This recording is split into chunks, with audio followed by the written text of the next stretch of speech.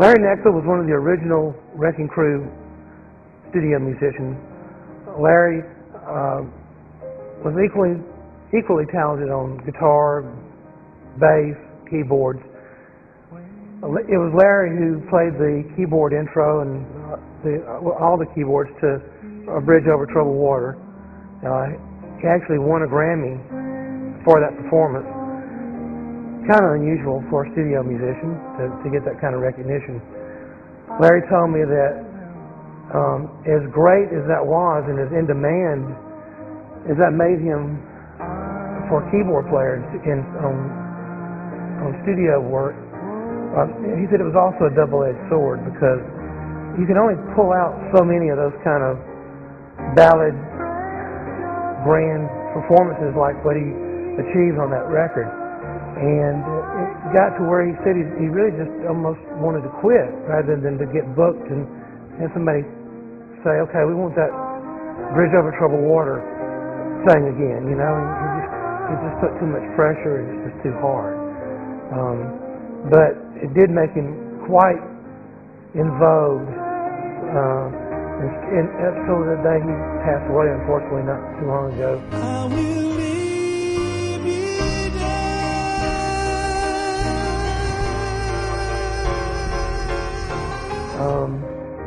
Larry still played keyboards. He was on the road with the Dixie Chicks touring. And when Brad did the song Guitar Man, it was a big single they did, the guitarists in the group couldn't quite find that magic lick that they were looking for, and Larry said, hey, you know, let me have it, I'll do it. And he did those great guitar riffs on that single using the Vox wah-wah pedal that's on display now. Night after night we treat you right, baby, it's the guitar man. Who's on the radio? A lot of people don't know this, but Larry also was the bass player on the Doors' first album. Even though they didn't perform with an actual stringed bass player, the keyboard was bass. From there, Larry used the bass that's on display at this time, the early 60s P bass, during his tenure with Brad. In the early days, I remember several instances where we'd be recording with the Association or Paul Revere and the Raiders, and the guys in the band would be on the other side of the glass waiting for us to die or make a mistake. There's something, I've seen it happen.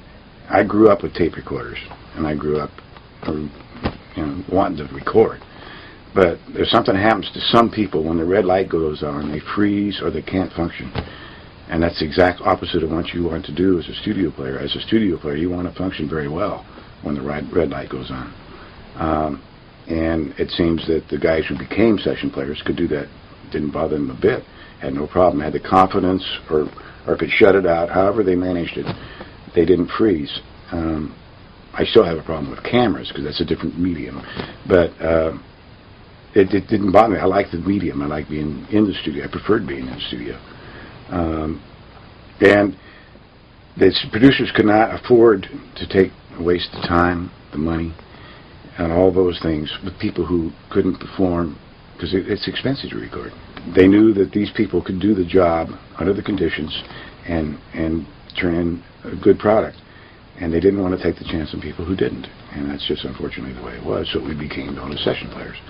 When we were really busy in the studio, our ordinary day would be 10 to 1, 2 to 5, and then 6 to 1 or 2 in the morning. And we'd often go to different studios, but they were all located in Hollywood, so it was no, and we had time to have lunch sometimes. Sometimes at the evening they'd cater dinner to avoid us going out for an hour and having too many margaritas or something. But yeah, I went back and looked at some of my date books, and we did it. An average day was 3 sessions at least, and 10, 2, and then 6 on. And we did that 5 days a week, and then oftentimes we worked Saturday because there would be people wanting to cut sessions with us, and we had so much time, and so they book us on Saturday. So I would leave home about 9 in the morning. I refused to take 9 a.m. calls because the traffic was horrible. It took me an hour to get from Studio City to Hollywood at 9, and if it was started at 10, I could leave the house at 20 to 10 and be right there. So I avoid the rush hour. And no, I'd get home at 2 in the morning, pretty much every day. Sundays we didn't work very often. But we were paid by the hour, so we wanted to work as many hours as we could, and we didn't know how long it was going to last. It could all end tomorrow, and we'd seen it happen to other players. So we had a good thing going. Let's keep it going. So we worked long hours, yes, and a variety of different people. It made it more interesting doing stylistically different things. But we did Sinatra, we did Dean Martin and Sammy Davis, and then you go work with the Byrds, and I like that. I did.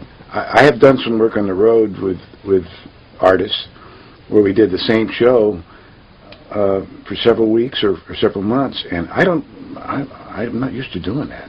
I want to do something else, because we did get to do something else every segment we went to. It was a different artist, different songs, and I think that kept us from getting stale as well, because I just preferred it. If we did the same thing at like a show every night, it was almost like working.